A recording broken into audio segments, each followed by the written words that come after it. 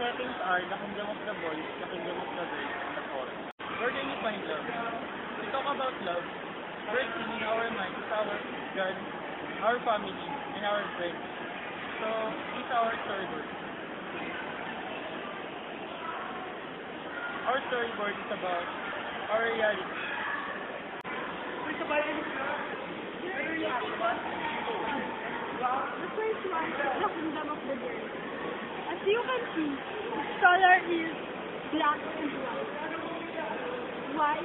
Just because the people there were always slowly and just like Trisha. She is a very beautiful and attractive one. Many people wanted to be with her. She is always sitting on a bench and staring at nothing.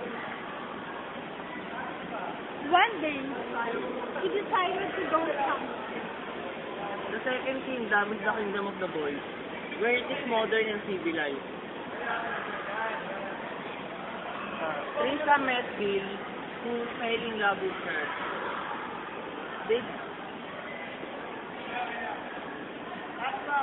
They get to know each other,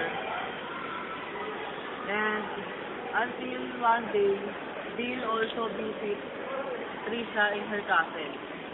And the other character is the ogre. He lives in the forest, inside the cave, which is very dirty.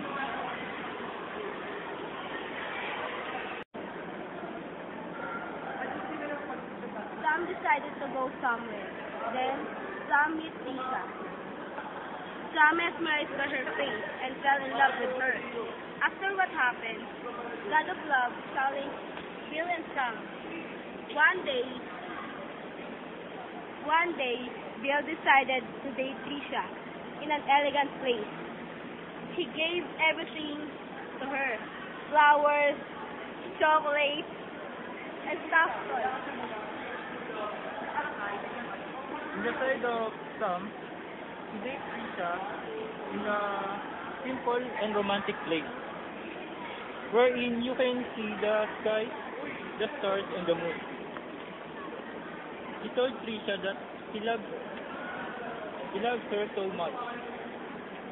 So finally, the ogre won the heart of Trisha, but Bill is still hoping.